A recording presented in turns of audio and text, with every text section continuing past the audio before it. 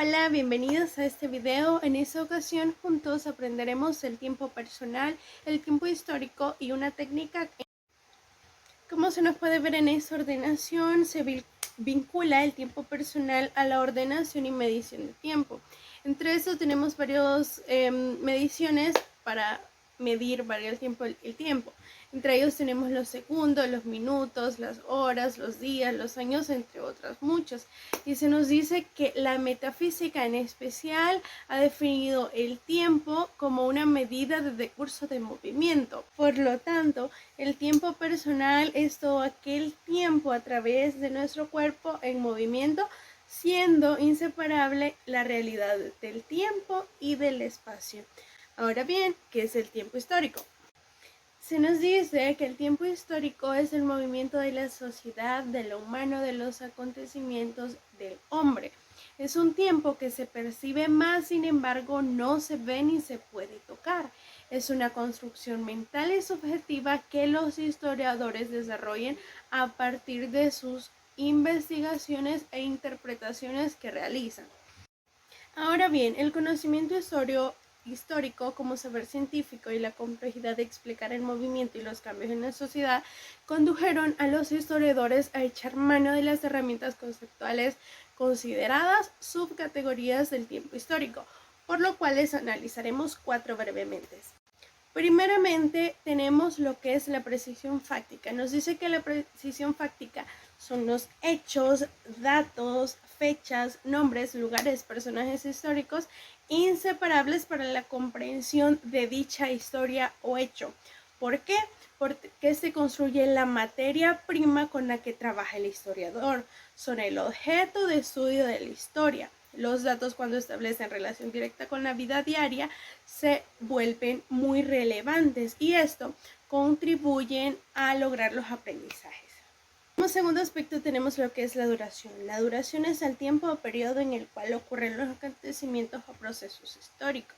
En ella encontramos la explicación causal de los elementos que intervienen para dicha investigación. Los historiadores señalan que el tiempo histórico de corta duración da cuenta del acontecimiento. Como tercer aspecto tenemos la permanencia y cambio. ¿A qué se refiere? Se nos dice que la permanencia o continuidad son los elementos, aspectos o características de las sociedades que se mantienen constantes, aunque no iguales, a pesar de transcurrir el tiempo.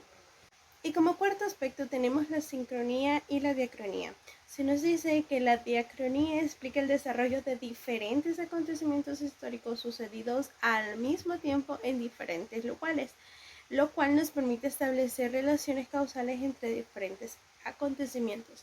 Más sin embargo, la diacronía explica los acontecimientos históricos que se desarrollan en distintos tiempos en el mismo lugar o en lugares diferentes con características semejantes, lo cual nos permite comparar diferentes procesos históricos para dar con una mejor historia. La historia ha pasado de ser un relato erudito del pasado a ser una explicación de cómo vivían nuestros antepasados y explica cómo se vive en las sociedades actuales.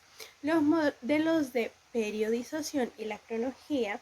Uno de los problemas a los que se enfrenta el historiador es la objetividad de las fechas. El calendario es fundamental en esto y esto es una convención que se ha cambiado en algunas ocasiones. Los historiadores tradicionales han dividido el tiempo en edades, en las cuales se nos mencionan 2 periodos básicos. La prehistoria, que es el tiempo anterior a los documentos escritos, y la historia, que empieza cuando aparece la escritura. Todo lo ocurrido antes de que surgiera esta intervención se considera prehistoria.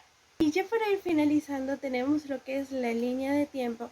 Se nos dice que la principal característica de una línea de tiempo es la representación cronológica de las fechas a través de elementos visuales que nos permiten identificar un periodo, una época o un conjunto de ellas. Por ejemplo, además de incluir las fechas más importantes en un momento histórico, podemos integrar elementos representativos como personajes u objetos que simbolizan el suceso. Ahora bien, las líneas de tiempo pueden incluir diferentes elementos para presentar la información. Todo depende de nuestra creatividad. Entre ellos se nos dice que puede llevar texto, ilustraciones y animaciones para que sea más entretenida la información y podamos aprender mejor. Y para concluir, en todos los casos es necesario tener en cuenta que la base principal de una línea de tiempo es el orden cronológico de las fechas o acontecimientos, por lo cual se debe considerar la dirección en la que se coloca la información, ya sea la fecha de inicio o fin o la escala, que es la selección de los periodos o épocas que vamos a trabajar, la forma que serán divididas y cómo se representarán. Serán aspectos muy importantes para que nuestra línea de tiempo se vea mucho mejor. Muchas gracias por haber visto todo el video y nos vemos a la próxima.